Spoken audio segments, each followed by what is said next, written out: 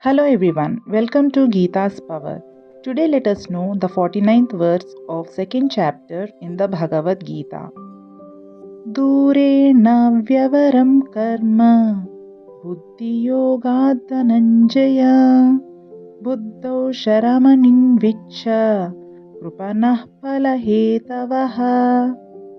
The translation of this verse is: action with a selfish motive is far inferior to this yoga in the form of equanimity.